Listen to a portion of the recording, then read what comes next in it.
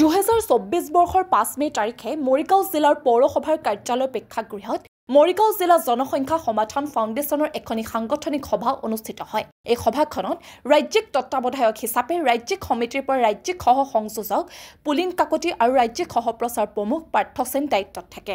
এই সভাতে আগন্তুক বৰ্ষৰ কাৰ্যকালৰ বাবে জাগিৰোডৰ বিশিষ্ট সমাজকৰ্মী অতুল বৰাৰ নেতৃত্বত এখন 31জনীয়া শক্তিশালী সমিতি গঠন কৰে আৰু এই সভাত উপস্থিত থাকে তিৱা স্বায়ত্ত পৰিষদৰ প্ৰাক্তন মুখ্য কাৰ্যবাহী পৱন মান্তা, ৰাষ্ট্ৰীয় স্বয়ংসেৱক সংঘৰ জ্যেষ্ঠ নেতা লেনিন ডেকা, শৰৎ ডেকা, দিব্যজ্যোতি কৌশিক, ৰণদীপ বৰাসহ প্ৰায় অৰ্ধশতাধিক লোকৰ। সভাৰ শেষত নৱনিযুক্ত জিলা সভাপতি অতুল বৰাই সভাত উপস্থিত সকলো লোককে আন্তৰিক শলাগ লৈ জাতীয় সংগীত পৰিৱেশনৰ আৰু ভাৰত মাতাৰ ধ্বনিৰে সভাৰ সামৰণি ঘোষণা কৰে।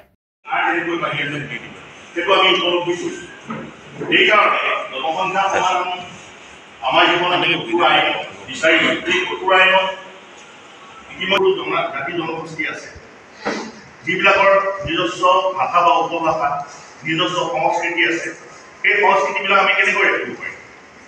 আমাৰ জনসংখ্যাটো বৃদ্ধি হ'ব লাগিব আৰু যিসকলৰ ইতিমধ্যে বহুত বাঢ়ি আছে তেওঁলোকক ক্ৰমান্বয়ে কমাই অনাৰ ব্যৱস্থা কৰিব লাগিব আৰু সেই আইনখন এনেধৰণে কৰিব লাগিব, সেই পৰ্যায় দিব লাগিব যাতে কঠোৰভাৱে তেওঁলোকক জনসংখ্যাটো নিৰোধ কৰি আমাৰ সংস্কৃতি, আমাৰ যিটো সনাতনী সংস্কৃতি সেইটো স্বীকৃতি দিব লাগিব। কাৰণ এটা ভাষা সৃষ্টি হোৱা বা সংস্কৃতি সৃষ্টি হোৱা এদিনতে নহয়। আজি আমাৰ তিৱা জনগোষ্ঠী, কাৰ্বি জনগোষ্ঠী, আমাৰ বড়ো জনগোষ্ঠী, এই যিবিলাক আমাৰ সংস্কৃতি বা যিবিলাক ভাষা আমাৰ এদিনতে হোৱা নাই। কিন্তু যদি সেই কঠোৰ জনসংখ্যা আইনখন আমাৰ মাজতো প্ৰচলিত কৰা হয় তেতিয়াহ'লে কি হ'ব? ক্ৰমান্বয়ে তেখেতে কোৱাৰ দৰে আমাৰ সেই জনসংখ্যা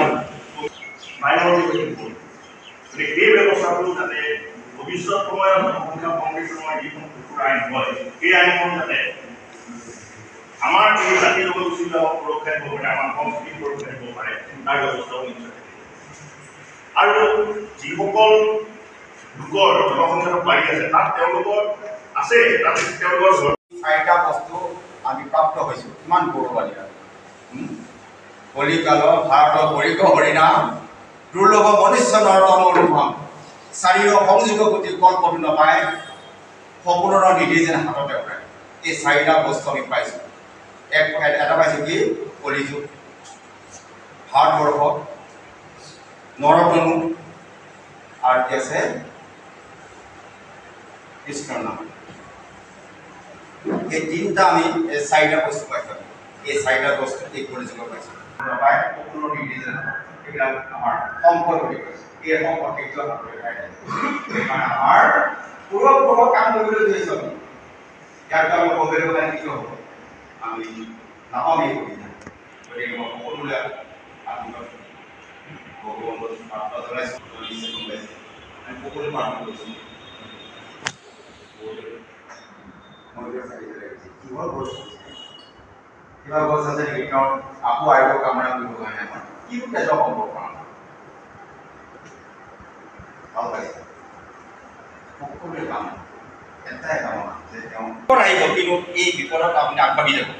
কোনোৱে এই বিপদত কি কৰিব নোৱাৰে, ৰখাব নোৱাৰে আমাৰ কাম। এই কাম যদিও কঠিন, যদিও কেতিয়াবা ৰথৰ চকা ডুবি যাব, যদিও কেতিয়াবা মুকুট কোনোবাই ধনু মাৰি উৰুৱাই দিব, যদিও কেতিয়াবা আমি অস্ত্ৰৰ আঘাত কৰিব পাৰে, কিন্তু তথাপি আমাৰ জয় অনিবাৰ্য। কিয়নো আমাৰ লগত কি আছে? তত্ত্ব যোগেশ্বৰ কৃষ্ণ তত্ত্ব পাৰ্থ ধনুৰ্ধৰ তত্ত্ব সেই বিজয় গতি হোৱা নীতিৰ মহম। আমাৰ পিছত শ্ৰীকৃষ্ণ আছে আৰু মোৰ সম্পত্তি আছে ধনুৰ্ধাৰী অৰ্জুন আছে। ইয়াত শ্ৰী বিজয় আৰু অনিবাৰ্য। তাৰ কাৰণে কামনা কৰিব সকলোকে প্ৰাৰ্থনা জনাইছোঁ। সৰ্বে ভৱন্তু সুখিনঃ, সৰ্বে সন্তু নিৰাময়, সৰ্বে ভদ্ৰাণি পশ্যন্তু মা কশ্চিৎ ভৱেৎ। ওম শান্তি শান্তি।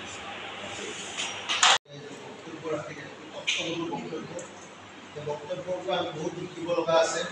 তেখেতৰ পৰা আমি বহুত শিকিছোঁ আৰু শিকিব লগা বহুত আছে। তেখেতৰ সাংগঠনিক সভাৰ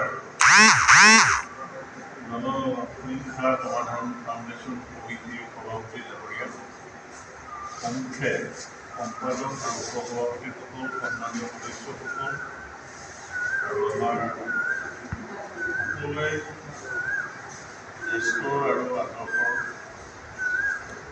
সকলো ক্ষেত্ৰতেই তেখেতৰ সুদিহা পৰামৰ্শই আগবাঢ়ি যোৱা ব্যক্তি হিচাপে আমি কথাৰ সমাজত যিবোৰ চলি আছে, দেশত যিবোৰ নেকি চলি আছে, গোটেই ভাৰতবৰ্ষৰ লগতে পৃথিৱীৰ বিভিন্ন ৰাষ্ট্ৰৰ উদাহৰণ দাঙি ধৰিছে। তেখেতে শাস্ত্ৰৰ লগত যিসমূহ মানৱ জাতি যি সম্পৰ্কৰ আজি দীঘলীয়াৰ এই এটা যুগ, দ্বাপৰ যুগ, সত্যযুগৰ সকলো কথা টানি আনি আজি কলিযুগত যিটো নেকি মানুহৰ বা এই মানৱ সমাজে যেনেধৰণৰ কাম কাজ কৰি যাব লাগে তেনেধৰণৰ সুন্দৰভাৱে ব্যাখ্যা দাঙি ধৰিছে। তাৰ কাৰণে মই ধন্যবাদ দিছোঁ। ভৱিষ্যতলৈ যাতে এনেধৰণৰ বক্তব্য সমাজখন আগুৱাই লৈ যায়।